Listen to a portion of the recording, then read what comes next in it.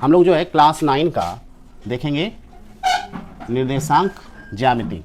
निर्देशांक ज्यामिति का जो विकास किया गया था वह रेने देकार्ते ने किया था, ठीक है। और निर्देशांक ज्यामिति में जो है हम लोग संख्या रेखा तो पढ़े ही हैं, तो संख्या रेखा में जो होगा दो, जैसे हमारा जो संख्या रेखा था, एक ये हमारा संख्या रेखा जिसमें हम लोग 0 लेते थे और 1 2 3 4 5 ऐसे करके ये लेते थे, ठीक ना। जब इसी तरह का जो है, जब रेखाओं को, दो संख्या रेखा को जब एक दूसरे के लंबवत रखा जाता है तो उसमें जो है एक x अक्ष बनता है और दूसरा y अक्ष। तो यहाँ पर देखो दो संख्या रेखा लेंगे, एक x अक्ष पर और एक y अक्ष पर ले लेंगे, ठीक ना। और ये y अक्ष है, तो यहाँ पर देखोगे कि जहाँ पर ये x अक्ष हुआ और ये y अक्ष, इसको जो है x डैश इधर कहा जाता है और इसको y डैश कहा जाता है, ठीक है। इसमें जो है देखोगे कि जो हम लोग निर्देशांक ज्यामिति का जो क्वेश्चन बनाएंगे वो एकदम 2 मिनट में हल हो जाएगा, एकदम बहुत ही शॉर्ट में है। इसका जो है 9th में भी यूज होगा, 10th में भी यूज होगा और ऑब्जेक्टिव क्वेश्चन इससे पूछे जाते हैं, सब्जेक्टिव क्वेश्चन इससे नहीं होगा। तो यहाँ पर देखोगे कि जैसे तुम्हारा जो है x, यहाँ पर जहाँ पर दोनों x अक्ष और y अक्ष एक दूसरे को काटता है उसको हम लोग क्या बोलते हैं, मूल बिंदु बोलते हैं। और मूल बिंदु का नियामक क्या होता है, 0 0, ठीक ना। नियामक जो होता है वो x और y के टर्म में लिखते हैं नियामक, ठीक ना। जो प्रथम होता है x उसको बोलते हैं भुज और y अक्ष को बोलते हैं, y टर्म को कोटि, ठीक ना। इसको इंग्लिश में एब्सिका और ऑर्डिनेट कहा जाता है, ठीक है। अब यहाँ पर इस तरफ जो है, जो मूल बिंदु के दाएं तरफ जो है धनात्मक होगा, ठीक ना। 1 2 3 4 5 धनात्मक होगा, ये प्लस में रहता है। और मूल बिंदु के बाएं तरफ ऋणात्मक रहेगा, -1 -2 -3 -4 -5 ऐसे ही चलता जाएगा। मूल बिंदु के ऊपर धनात्मक होते हैं दूरी 1 2 3 4 5 6 7, और मूल बिंदु के नीचे जो होते हैं वह जो है क्या होता है, ऋणात्मक होता है, -1 -2 -3 -4 -5 -6 -7 -8 इस टाइप से चलता जाएगा। जब मूल बिंदु, जब दो अक्ष x अक्ष और y अक्ष एक दूसरे को लंबवत काटती है तो 4 जो है क्या बनता है, क्वाड्रेंट का निर्माण होता है, ठीक ना। तो इसको बोलते हैं फर्स्ट क्वाड्रेंट यानी प्रथम पाद, फर्स्ट क्वाड्रेंट यानी प्रथम पाद। इसको सेकेंड क्वाड्रेंट, क्वाड्रेंट मतलब द्वितीय पाद। ये थर्ड क्वाड्रेंट, तृतीय पाद। ये फोर्थ क्वाड्रेंट, क्वाड्रेंट यानी चतुर्थ पाद। इसको हिंदी में चतुर्थांश भी कहा जाता है क्योंकि ये 4 भागों में बांटा जाता है, तो ये जो है चतुर्थांश भी है। जैसे इसको प्रथम चतुर्थांश कह सकते हैं, ठीक ना, प्रथम चतुर्थांश, चतुर्थांश, ठीक है। तो यहाँ पर चतुर्थांश, क्वाड्रेंट को क्या बोल सकते हैं, चतुर्थांश भी बोलते हैं। तो सब जगह जो है जहाँ प्रथम पाद है प्रथम चतुर्थांश, द्वितीय पाद है तो द्वितीय चतुर्थांश, तृतीय पाद है तो तृतीय चतुर्थांश और चतुर्थ चतुर्थांश, ठीक है। अब जो है हम लोगों का देखेंगे कि प्रथम चतुर्थांश में क्या होगा, ठीक ना। प्रथम चतुर्थांश में देखोगे कि x भी धनात्मक और y भी धनात्मक, तो इसमें जो नियामक होगा वो कैसा होगा, x और y मतलब दोनों धनात्मक है, कोई साइन नहीं लिया तो क्या हुआ, दोनों धनात्मक। द्वितीय चतुर्थांश में क्या हुआ, x माइनस में है और y धनात्मक है, ठीक है। तृतीय चतुर्थांश में क्या हुआ, x ऋणात्मक और y भी ऋणात्मक होगा, और चतुर्थ चतुर्थांश में x धनात्मक y ऋणात्मक होगा, ठीक है। अब इसमें देखोगे कि जो प्रथम x अक्ष पर y का नियामक जो होता है वो 0 होता है, ठीक ना। x अक्ष पर y का नियामक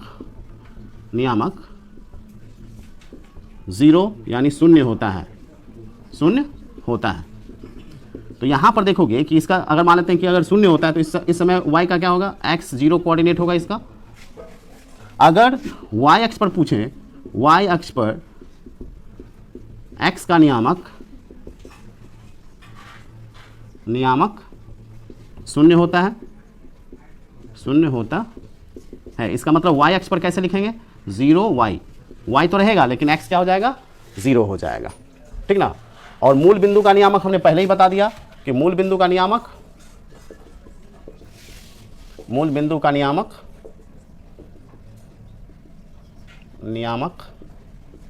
0 0 होता है, ठीक है, क्लियर ना।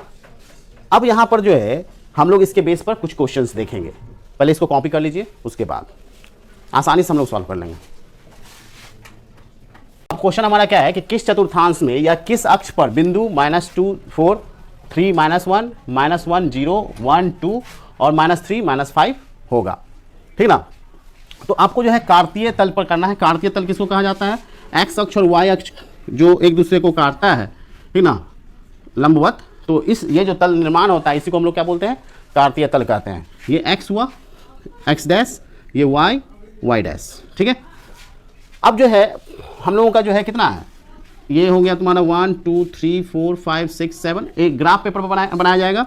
तो 1 2 3 4 5 6 7 और इधर हो जाएगा -1 -2, ठीक ना, -3 -4 -5 -6 और ये हो जाएगा 1 2 3 4 5 6 और इधर हो जाएगा -1 -2 -3 -4 -5।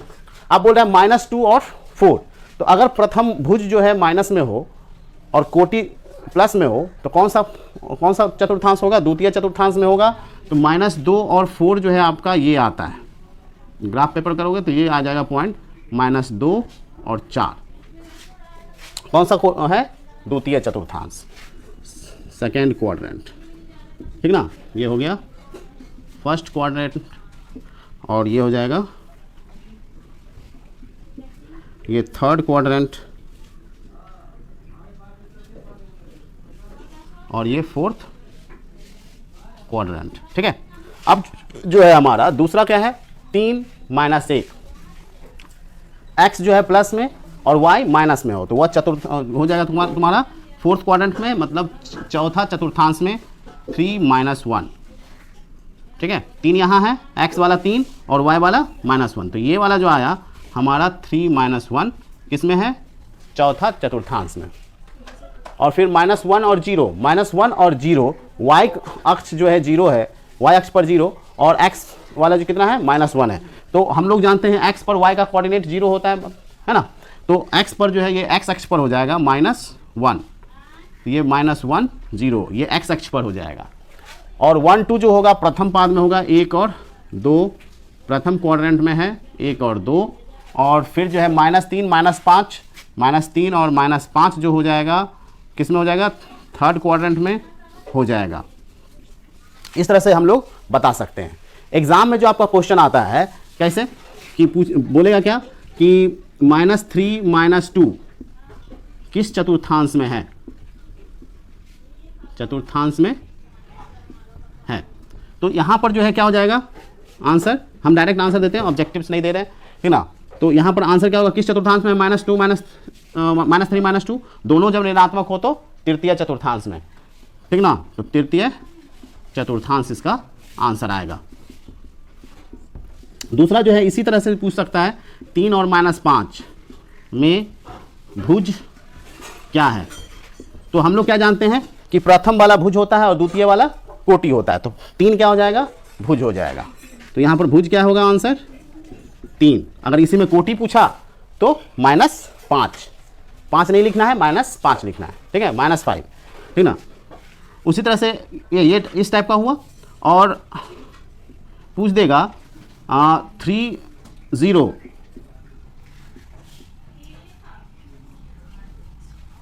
किस पाद में यानी किस चतुर्थांश में है।